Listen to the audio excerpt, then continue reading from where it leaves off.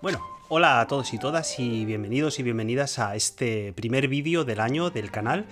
Es, como todos los años, un vídeo al que yo le tengo especial cariño porque es el espacio, el tiempo que yo me tomo y les invito a que se tomen conmigo para reflexionar o hacer un pequeño balance sobre lo que ha ocurrido en 2022, que ha sido un año francamente interesante y que además va a dar mucho que hablar y que de alguna manera va a suponer un antes y un después, una especie de jalón dentro de los estudios fílmicos y desde luego del panorama actual de la exhibición, la producción y la distribución cinematográfica, sobre todo en lo tocante a España. Ya hablaremos más adelante también de lo que ha ocurrido en otros lugares del mundo, pero que de alguna manera, y yo creo que este es el primer titular con el que me gustaría comenzar, ha sido un año profundamente dispar. Hoy justo salía publicada la lista de lo mejor del año para el antepenúltimo Mohicano. Hace unos días salía la de Cine Divergente, van saliendo poco a poco los tops del año. Yo sé que esto es algo que siempre genera una feliz polémica en los mentideros de la cinefilia y que nos da mucho para comentar en las redes sociales. Y la primera impresión que me ha llevado, ¿no?, cuando he revisado las listas de mis colegas y de la gente cercana y a la que aprecio, que se ha posicionado frente a lo que ocurrió en 2022 en nuestras pantallas, lo primero que me ha llamado la atención es la tremenda heterogeneidad de las propuestas que han sido mencionadas como lo mejor, lo más granado, lo cual sin duda, más que otros años a mi juicio, nos lleva a pensar que 2022 ha sido un año muy plural, muy prolífico, lleno de películas que algunas de ellas las estábamos esperando como agua de mayo, otras nos han defraudado, otras nos han sobrepasado, y que de alguna manera rubrica y cierra, o por lo menos de alguna manera sentencia, ¿no?, esa especie como de profundo crescendo que íbamos sintiendo una vez que hace un par de años ya nos confinaron, vimos peligrar el sistema audiovisual y de pronto pues estamos viendo no solamente que se ha mantenido, cosa que es de celebrar, sino que también en ciertos aspectos ha mejorado o nos ha llevado a plantearnos nuevas preguntas, nuevos problemas con respecto a lo cinematográfico. Luego yo creo que podríamos empezar diciendo que tenemos una muy buena noticia entre manos, y es que el audiovisual en 2022, el cine, que es de lo que yo sobre todo voy a hablar aquí, ha seguido vivo, ha seguido manteniéndonos despiertos y ha seguido provocando debates, y yo creo que esta es una buenísima noticia, sobre todo cuando ya sabemos que hace 2 años las perspectivas eran más bien oscuras o por lo menos nos preocupaban.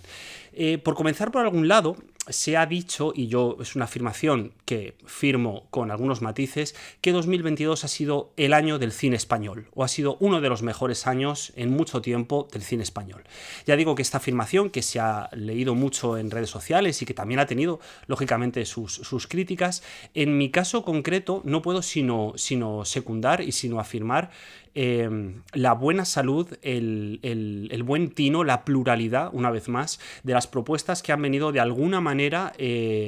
pues propiciadas o que han surgido de nuestro ecosistema, y que hace que, bueno, que después de todo tengamos la sensación de que en España estamos haciendo un cine realmente de gran altura, un cine que por primera vez en mucho tiempo no tiene absolutamente nada que envidiar a otras cinematografías europeas, todo lo contrario, y que nos posiciona en el espacio en el que quizá nosotros mismos como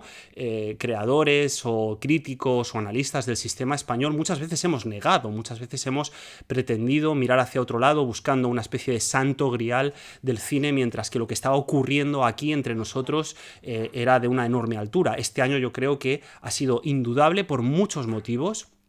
El primero, evidentemente, es por la consolidación de momento tibia, pero ya presente, de creadoras y creadores que de alguna manera todavía tenían la etiqueta de emergentes o de haber realizado una primera película y que este año han rubricado, han sedimentado una trayectoria, y por otro lado de pronto han surgido 3, 4 óperas primas, probablemente más, realmente notables y de las cuales nos pondremos a hablar, ¿no? Luego, esta primera idea, ¿no?, que tenemos un gran cine, una gran industria que está en un momento de florecimiento porque se ha abierto, porque de pronto ha abierto paso a otras miradas, otras sensibilidades, otros temas. Para mí sería el gran hallazgo del cine de 2022, esta sensación de poder acceder a un cine español mucho más complejo, mucho más plural, más abierto, más inclusivo, más valiente también para algunos aspectos, como veremos, y que a mí particularmente me ha parecido lo más valioso o lo que yo más he valorado de este año en las salas. Yo he puesto en primer lugar en mis tops, y esto es una cuestión que sin duda, cuando cojo mi top, ¿no? Y de pronto veo que las 4 primeras películas que yo he seleccionado para los medios como las mejores del año han sido españolas. Concretamente han sido 2 óperas primas y 2 películas de directoras y directores ya establecidos. La gran película, una de las grandes películas sin duda ha sido Pacifiction, pero también ha sido el año de Cinco lobitos, ha sido el año del Que sabem, que hablaré de ella detenidamente, ha sido el año también, por supuesto, de La maternal, ha sido un año de Tenéis que venir a verla, de Jonas Trueba, ha sido un año muy rico en lo tocante a la sensación de que realmente el cine español estaba levantando vuelo y estaba cada vez generando unos discursos que, para mí esto es lo más importante, notábamos más complejos y más nuestros, más reconocibles. El hecho de que una película como Pacifiction haya llegado a nuestras carteleras ya es una gran noticia. Sin duda, porque yo creo que es una película que en primer lugar nos ha permitido profundizar y ahondar más en la trayectoria de Albert Serra, para los que de alguna manera le seguíamos con cierto interés, pero quizá no habíamos dedicado a su cine el tiempo que merecía. Una película como Pacifiction de pronto ha sido un temblor. Y ha sido un temblor, entre otras muchas cosas, por su capacidad para hacernos darnos cuenta, ¿no?, de que había una herencia de la modernidad que forma parte del ADN del cine español de los últimos años, bueno, de las últimas décadas realmente, ¿no? Estoy pensando en Javier Rebollo, estoy pensando en el propio Jonas Trueba, donde la modernidad de alguna manera seguía presente, pero mutando, evolucionando hacia otro camino. Y nunca he tenido la sensación de estar ante ese otro camino con una claridad tan grande como cuando terminó el visionado de Pacifiction, se encendieron las luces de la sala después de ese último plano extraordinario y esos créditos de cierre, y decir, bueno, hemos llegado a un punto en el cual la capacidad de alguna manera volver a las huellas autorales para pensar problemas de un enorme calado universal. Creo que Pacifiction es una película extraordinariamente universal en su complejidad. A mí me ha fascinado, ¿no? Me parece una idea fantástica. Sobre todo porque Pacifiction es una película que, pese a partir de ese planteamiento opaco, difícil, complejo, de obligarnos como espectadores ya no tanto a tomar partido como a dejarnos arrastrar y sugerir y trabajar con elementos mucho más orgánicos, oníricos,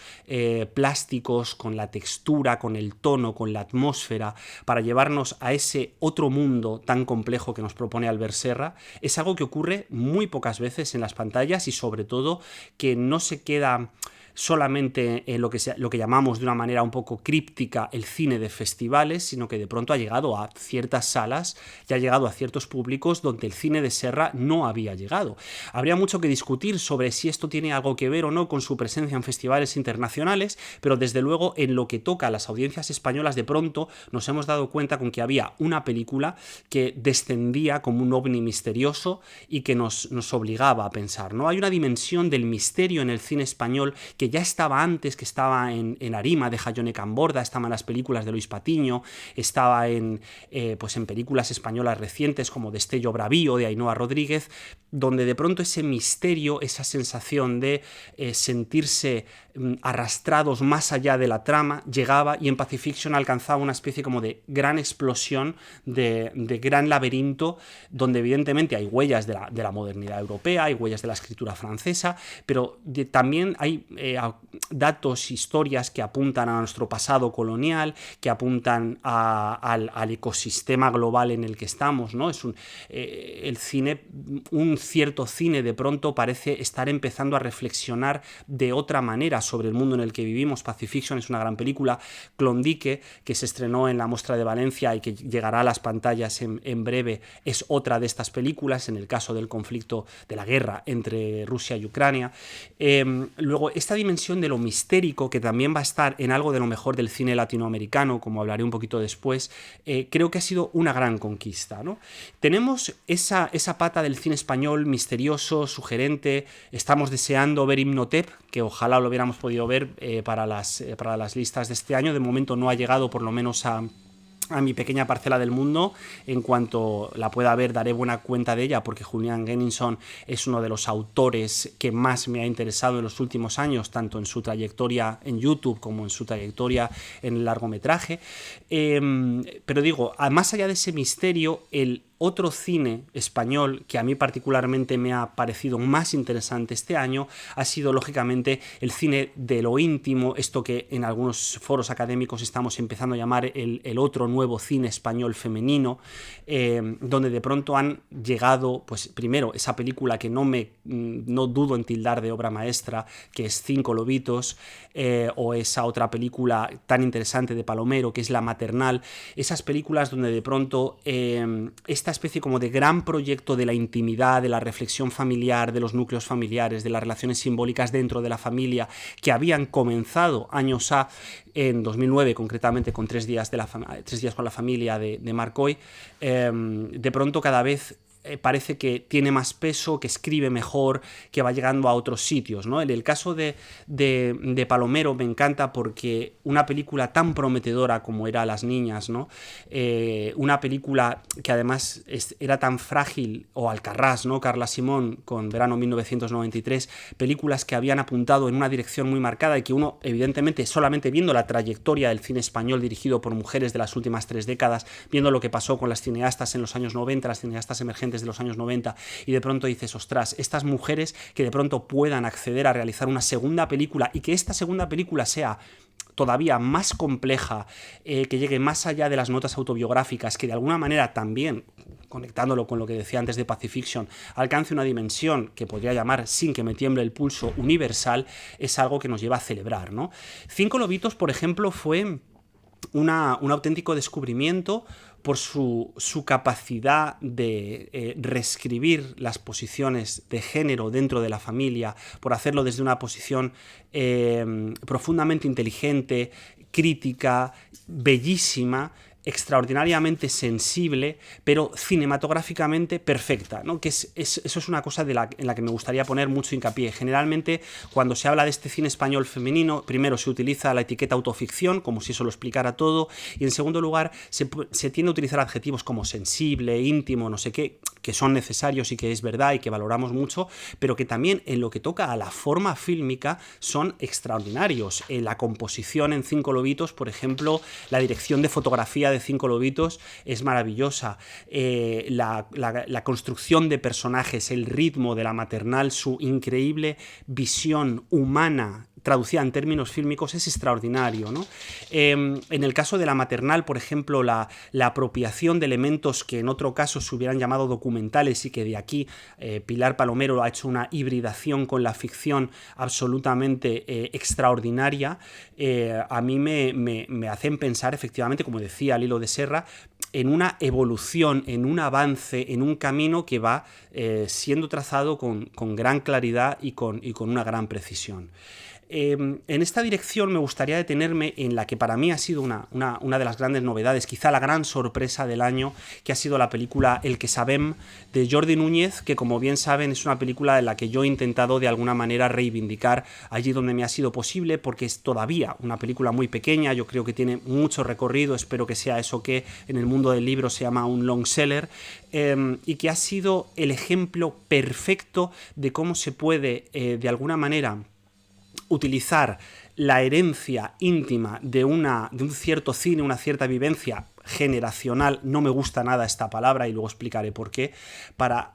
contar una serie de fábulas, de visiones sobre el cuerpo, el amor, los afectos, el lenguaje, la situación política española, no desde los grandes titulares y las grandes polémicas, sino desde lo más cercano, ¿no? El que sabem es una película valenciana, rodada aquí en mi tierra de adopción, con un cariño hacia el lenguaje, hacia los personajes, unas interpretaciones tan dulces, tan precisas, tan afiladas, ¿no? Donde de pronto uno ve cómo se vuelve a encarnar ese viejo sueño del realismo, ese viejo sueño de los actores no profesionales, de los diálogos casi improvisados, de las situaciones pequeñas en las que emerge la vida, ¿no? A mí me llamaba mucho la atención, esto sería para abrir otro debate, ¿no? En un año en el que se ha recuperado la obra de Chantal Akerman gracias a la célebre polémica de la lista de Sit and Sound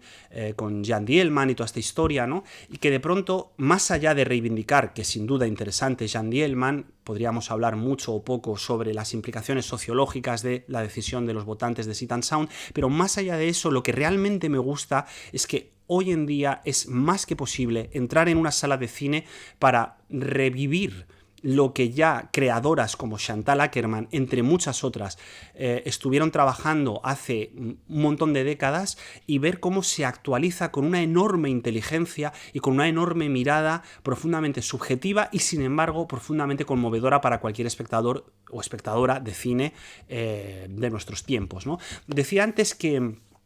no quiero utilizar la palabra generacional porque creo que empaña de manera innecesaria muchos de los debates que podemos abrir con respecto al cine hoy, ¿no?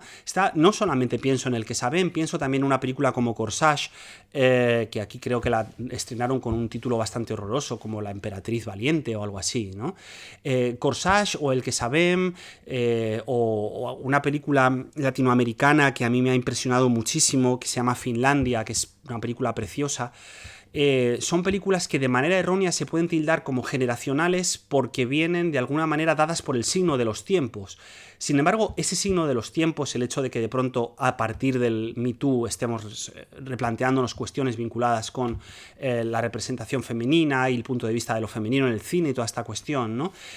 Más allá de esas polémicas que ya digo que son absolutamente necesarias, yo creo que todas estas películas son grandes no solo porque nos pertenezcan ahora, en este momento, sino porque de alguna manera están retratando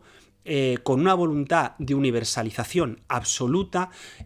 los problemas de nuestro tiempo. Quiero decir, El que saben al final no dejaría de ser una historia pequeña de 4 jóvenes en Valencia, una Bildungsroman, una novela de aprendizaje, una película pequeña sobre amores juveniles y sus consecuencias, sobre envejecer, y sin embargo mi sensación, y ojalá no me equivoque, es que dentro de 10, 20, 30 años seguirá siendo una película valiosa, se reivindique más o menos, esto ya el tiempo pondrá las cosas en su sitio, ojalá se reivindique mucho, pero más allá de las modas de cada tiempo, será una película que sus materiales, su inteligencia, su sensibilidad visual están fijadas con tal fuerza que acabarán siendo valiosas o acabarán siendo buenas interlocutoras en los años venideros, pase lo que pase. Finlandia iba un poco en la misma dirección, en esta hibridación de elementos mágicos, teoría queer, realismo latinoamericano, salpicado de un cierto código abstracto, visual absolutamente impecable. La película visualmente es una delicia, pero esto, ya digo, no es una cuestión aislada, no es una cuestión de 2022, de que sea el cine que se hace en 2022, sino que creo que es muy sensato pensar que es un cine que nos va a abrir, que está perfectamente preparado para generar nuevos caminos para transitar en los años venideros. Luego, un poco hilándolo con la cuestión del cine español, no es solamente que el cine español en 2022 haya sido especialmente bueno, que lo ha sido, sino que además es un cine que prefigura, que traza y que abre un sendero que yo creo que nos va a dar extraordinarias noticias y grandes estrenos en el futuro, ¿no? En el terreno del replanteamiento sobre el pasado, es cierto que, como comentaba en el vídeo anterior, estamos en un momento, en el vídeo sobre el libro de Tanner, sobre George Tanner, Las horas han perdido su reloj, estamos en un momento en el que la nostalgia es el ADN que imbrica una gran parte de nuestra cinematografía, ya sea por la vía de la escritura, como decía, con Pacifiction, con esta mirada hacia la modernidad, ya sea mediante el replanteamiento de los iconos pop, de los elementos pop, de la cultura popular de los últimos años, ¿no? Hablaba de La Maternal y el uso de estopa, pero también podría hablar de una película absolutamente distanciada, como fue Moonage Daydream, que fue un documental precioso, de una enorme belleza plástica, con esa recuperación visual de los archivos de Bowie y sobre todo con esa reactualización de la figura de Bowie que no solamente se anclaba en la nostalgia, como podría pasar, por ejemplo, en una película como Bohemian Rhapsody, por irme a lo más, digamos, antitético de Moonage Daydream, sino que de alguna manera mima, cuestiona, genera, abre puertas a partir de la nostalgia, ¿no? Esto era, por ejemplo, también El pequeño Nicolás. El pequeño Nicolás es una cinta tan delicada, tan bien construida, con una mirada hacia el pasado tan cuidadosa, que al final da la impresión de que no estamos solo volviendo a mirar hacia atrás, sino que en esa mirada hay algo que arrastra el tiempo hacia el futuro, ¿no? En El pequeño Nicolás está escrito en la propia lógica de la animación. En Moonage Daydream está escrito en los roles simbólicos de las figuras de la cultura pop. Bowie es presentado como una figura teológica, indudablemente, prácticamente desde el crédito de inicio, donde Bowie habla de la muerte de Dios y de cómo a partir de esa muerte de Dios estamos buscando nuevas figuras simbólicas. Sí que es verdad que hay algo de celebración del pasado, de diálogo también con las películas del pasado, con Better Gone Mine, con los discutibles biopics de Bowie que se han ido moviendo por otras distribuciones en los últimos años, como Starman, etcétera, etcétera, pero que al final lo que uno saca cuando sale de ver Moonage Daydream o El pequeño Nicolás no es esa idea de arroparse en lo ya escrito, en lo ya escuchado, en lo ya vivido, sino la sensación de que efectivamente esa mirada hacia atrás nos está conduciendo de nuevo, como decía, creando un camino apuntando hacia el futuro. Esto está en muchas otras películas, está en Nope, por ejemplo, de la cual ya hablé, está en X, de Ti West, que es, todavía no he visto Pearl, estoy deseando que se estrene de manera, digamos, oficial en pantallas para poder verla, pero X es un prodigio a nivel de montaje, es un prodigio a nivel de reescritura de ciertos cines anteriores,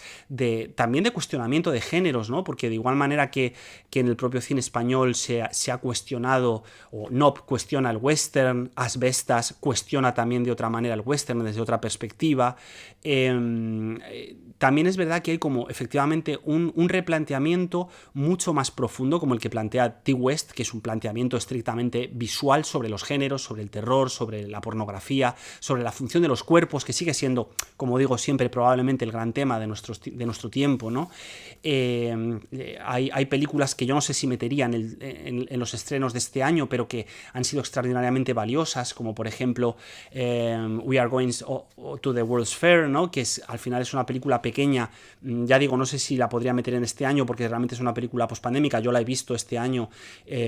gracias a la recomendación de Marions Borrull y me impactó profundamente por la manera en la que se está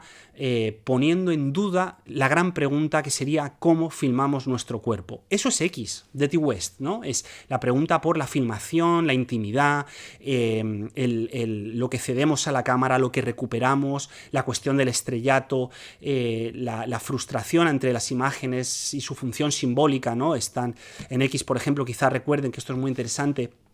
la manera en la que Ti West, por un lado, incorpora esas imágenes del pasado, de la familia predicadora de la protagonista, imágenes televisivas muy vinculadas a una fuerte carga simbólica opresiva, y cómo eso va rompiéndose en el metraje a partir de esos choques violentos que hace, cortando planos, manipulando situaciones, ¿no? Y haciendo esa especie de guiño entre el terror y el porno, y cómo a partir de ahí empieza a hilvanar. Eso es una delicia, y al final es un planteamiento muy serio sobre qué está ocurriendo con el cuerpo. Nope es igual. Nope, como ya dije en su momento en el vídeo que le dediqué, es una reflexión sobre la muerte del western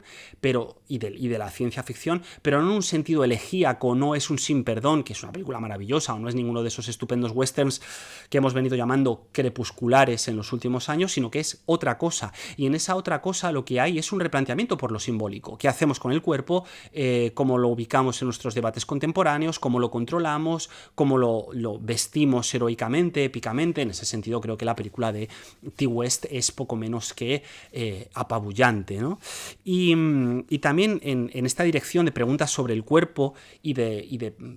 problemas que han surgido, yo creo que El acontecimiento, la película de Diwan basada en la novela de Annie Ernaux,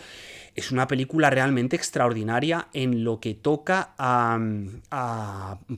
esa pregunta, ¿no?, sobre los límites del cuerpo, la mirada, la mostración hacia los demás, lo mostrable, lo no mostrable, el cuerpo entendido como una herramienta de reflexión política, que creo que en esta película es muy afilada, y de hecho no hay más que ver las extraordinarias polémicas, tanto a favor como en contra, que ha detentado la película. Y a mí simplemente, más allá de mi apreciación personal sobre la cinta, que es muy positiva, ya escribí sobre ella en el antepenúltimo Mohicano un texto al respecto, más allá de mi opinión concreta sobre la película, el hecho de que de pronto esto haya caído y nos haya obligado a replantearnos dónde estaban los límites entre neoliberalismo, uso del cuerpo, reivindicación política, pensamiento y repensamiento de la posición feminista de la Cámara. Todo esto, de pronto dices, es muy valioso, más allá de que, ya digo, la película le ha gustado más o menos, pero creo que es muy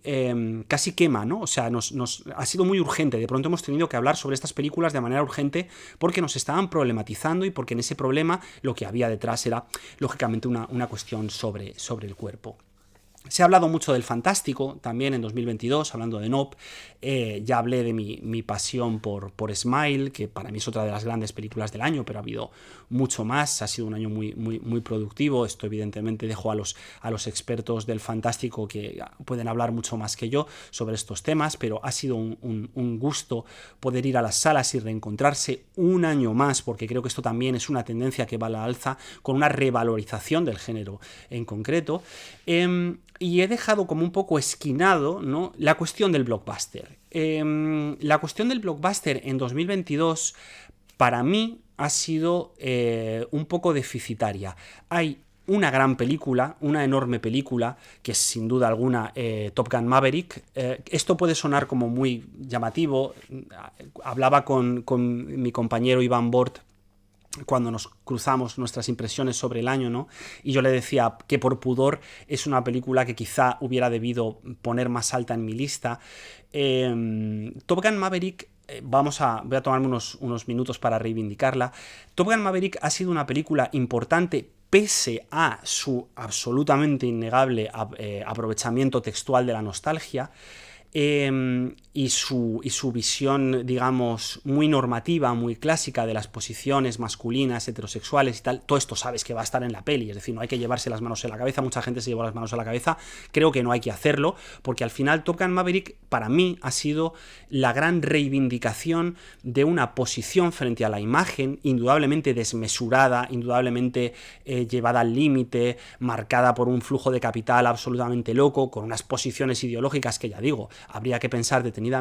pero que a nivel cinematográfico me ha permitido recuperar muchas cosas en el campo del blockbuster que yo al menos creía perdidas. Dicho todavía con mayor claridad, mi sensación al salir de la sala, pese a, evidentemente, esa lucha inevitable con ciertos contenidos textuales de la película, era que eso era una película, y me permiten la expresión, como las de antes, en lo mejor y en lo peor, pero que en lo mejor volvía a recuperar cuestiones vinculadas con la velocidad, con la diversión, con el entretenimiento, con un cine que de pronto, digamos, prescindía voluntariamente de una cierta mirada de altura para llegar casi a una sacudida, a un electroshock, a un placer visual puro, porque vamos a hablar claramente, hay muchos fragmentos de la película que son extraordinariamente buenos en lo que toca a construcción visual, a montaje, a ritmo, y que no están en todos los blockbusters, ¿no? Ya saben, a poco que sigan este canal, ya saben que yo no soy demasiado amigo y que no tengo herramientas para pensar toda esta cuestión de los multiversos, las grandes sagas superheroicas, etcétera, etcétera, y que de hecho siempre son películas que miro con cierta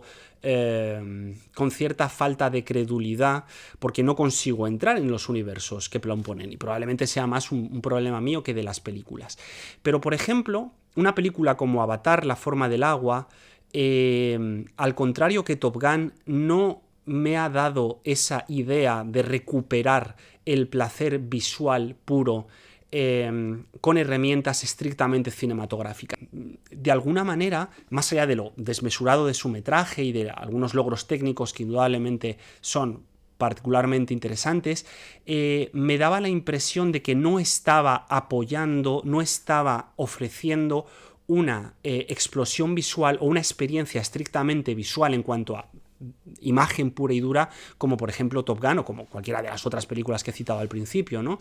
Y aún así ya digo que me parece de lo mejor que he visto en el año comparado. Si ponemos en paralelo, les propongo que hagan el siguiente ejercicio, que pongan en paralelo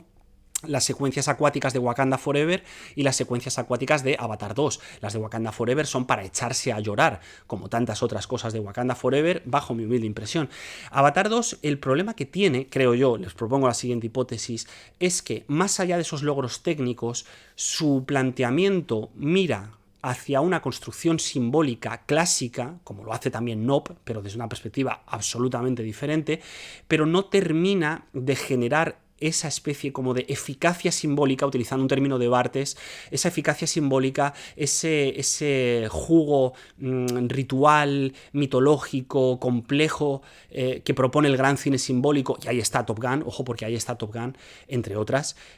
sino que al final se queda como en una especie de experiencia New Age, un tanto desabrida, llena de buenas intenciones y de postales de pensamiento, pero no llega a profundizar. Top Gun es una película que no profundiza en ninguna postal de pensamiento porque tiene en el centro un tema muy claro que desarrolla muy bien, que es la crisis de la masculinidad de una figura como Tom Cruise y cómo se puede, de alguna manera, recuperar una idea de lo masculino pese al paso del tiempo, pese a ser expulsado de ciertos lugares simbólicos vinculados con el ejército, no sé qué. A Top Gun lo que le interesa es esto y lo desarrolla muy bien. Avatar 2 al final aspira a ser una cosmología que se apoya de manera desmesurada en la primera parte, pero que no termina de alguna manera de generar ese encaje con respecto al mundo que sí que estaba,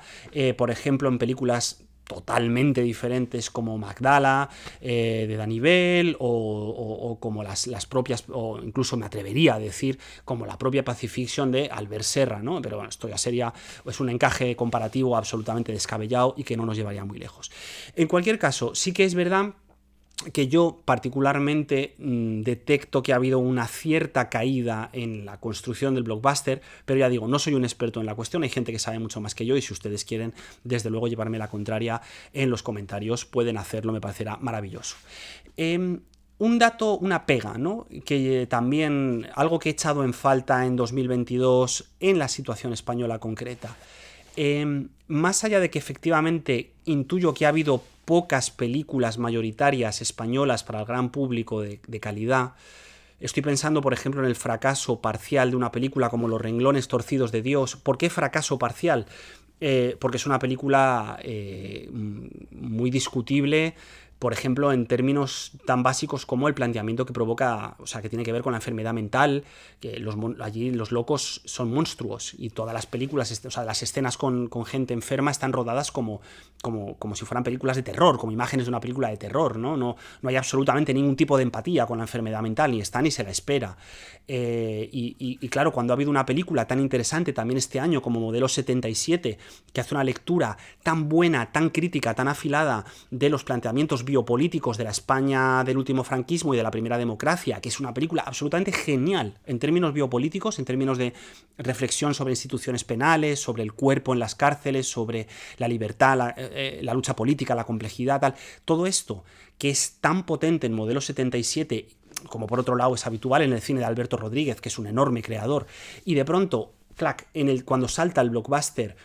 y contando con unas interpretaciones a priori tan sólidas, es una película que tiene a Eduard Fernández y que tiene, bueno, toda una tramoya fílmica maravillosa detrás que hubiera podido ser explotada, y eso se desilvana. Y luego tú te vas a Corsage y lo comparas con las escenas en las casas en los manicomios de la época de Corsage, y cómo esas escenas están perfectamente lanzadas para entender tanto la problemática del personaje como el propio mundo simbólico en el que se mueve la película, que ahí dices tú, nos ha fallado, algo aquí no ha terminado de encajar. Y luego, pues por no hablar de directamente fracasos absolutos en el campo de blockbuster, como fue en su momento No Time to Die, que esta creo que, no sé si se llegó a estrenar a finales del año pasado, pero por algún motivo yo la meto aquí. Y decía, un tema del que quería hablar y que sigue siendo un área de mejora enorme en nuestro 2022 ha sido en España la poca presencia de cine latinoamericano un año más. Y es verdad que hemos tenido algo de cine argentino, es verdad que hemos tenido, antes hablaba del caso de Finlandia, que es extraordinariamente interesante, pero yo tengo la impresión, y ahí hago un llamamiento a mis compañeros del otro lado del charco, compañeras que me ven y me escuchan desde el otro lado del charco, tengo la impresión de que en España nos queda todavía mucho por hacer en lo que toca a la distribución y exhibición de películas latinoamericanas. Tengo la impresión de que no sé prácticamente nada de lo que ha pasado en el cine chileno, de lo que ha pasado en el cine mexicano, de lo que ha pasado en el cine uruguayo. O sea, tengo esa sensación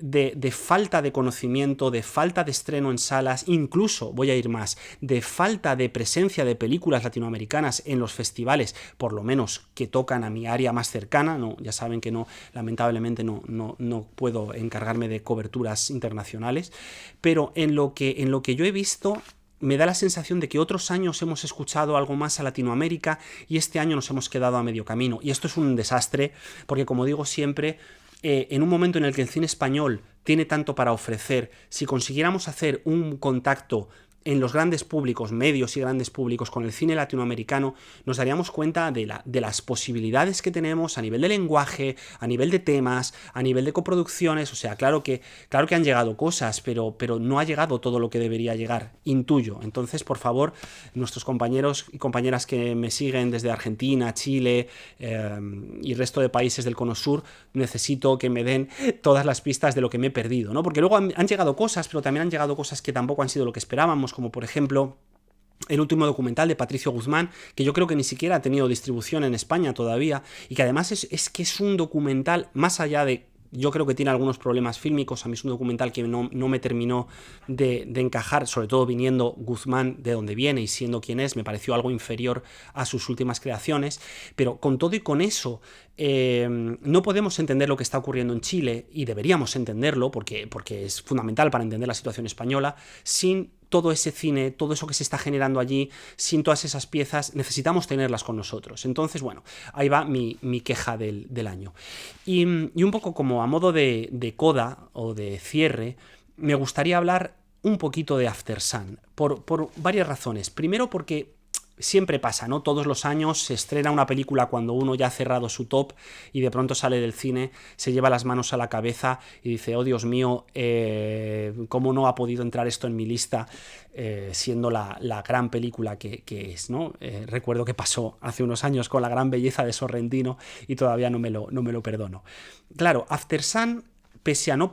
haber entrado en mis listas por falta de tiempo, es una película que me ha parecido de las más valiosas, de las más sensibles, de las más sensatas, de las más arriesgadas también del año y de las más implacables, ¿no? Y de hecho me encanta porque es algo que también he creído ver en redes sociales, ¿no? Que de pronto ha habido como muchas miradas que se han parado en Aftersun y han dicho, ojo, cuidado, porque esta película está en el centro de unos debates que hay que empezar a abrir, ¿no? El debate, sobre todo, que es un debate al que yo vuelvo una y otra vez, el debate sobre la posición masculina en el cine contemporáneo, sobre la crisis y la reescritura de la paternidad, de la masculinidad heterosexual, del punto en el que nosotros como hombres nos ponemos frente al audiovisual, que ya no puede ser ni debe ser sin duda el mismo que hace 10, 15, 20 años, pero mientras que ciertas películas cuyo valor cinematográfico podemos discutir aparte, han servido, y está muy bien, como, digamos, correas de transmisión de las ideas principales del Me Too, y es fantástico y es maravilloso y necesitamos más miradas, sin duda alguna. También es verdad que cuando de pronto llegas a Aftersun y te quedas parado, es como, ostras, aquí alguien nos está escuchando, nos está pensando y nos está dando unas pistas cinematográficas brutales con respecto al tiempo, con respecto al montaje, con respecto a la interpretación, a los diálogos, al uso de imágenes encontradas, la precisión absoluta que tiene el guión, donde no hay una sola línea mala. No hay una sola línea mala, pero luego cómo ese guión a su vez ha sido traducido en imágenes con una sensibilidad y con una inteligencia tan perfecta, donde un plano contra plano, una mirada entre el padre y su hija, te está abriendo toda una capacidad de entender, de empatizar, de llegar en profundidad a esos personajes. Claro, esto es After Sun, ¿no? Para mí es una de las películas más valiosas que se han estrenado, no solamente en un sentido que es el que a mí siempre más me interesa, que es el de la forma fílmica, sino en un sentido estrictamente contextual, en un sentido de decir, esta es la película que necesitamos para que sirva de acompañamiento a She Will, o para que sirva de acompañamiento a la antigua Promising Young Woman, o todas estas películas que ya digo que son estupendas, pero que ojo, que hay mucho más, que el territorio es mucho más amplio, y requiere de aceptar unos riesgos en guión y en planteamiento de personajes mucho más afilados. Y cuando de pronto llega After Sun, que encima es una ópera prima, dices, ole, te das cuenta de lo vivo que está el cine y de lo tremendamente valioso que es como un interlocutor en la situación contemporánea. Para cerrar, esta es la idea con la que me quedo. En 2022, pasó en 2021, pero en 2022 uno tiene la sensación de que el cine no solamente es que siga vivo, sino que a su vez sigue ganando terreno cada año para convertirse en un interlocutor de primer orden en lo que toca a los procesos de significación del mundo. En 2022, las mejores películas, que han sido muchas, nos han permitido asomarnos a lo que realmente está quemando en las relaciones afectivas, contemporáneas, y no solamente, como se suele decir, para quitarse el peso de encima de la generación millennial, centennial y etc. No. El cine ha sido extraordinariamente preciso para darnos una foto del mundo en el que estamos habitando, por lo menos en Occidente y por lo menos en cierto contexto social, político, económico muy claro. Y en ese sentido creo que podemos cerrar el año con la sensación de haber asistido a una maravillosa exploración formal y temática de las herramientas cinematográficas. Por mi parte, como es menester, les deseo que tengan un maravilloso 2023, les deseo que puedan transitar los siguientes 12 meses de la mejor manera posible, y por supuesto, ya digo, este es como siempre un foro abierto, así que estoy más que dispuesto a debatir aquellos puntos que considere que merece la pena explorarse, negarse, ampliarse o matizarse.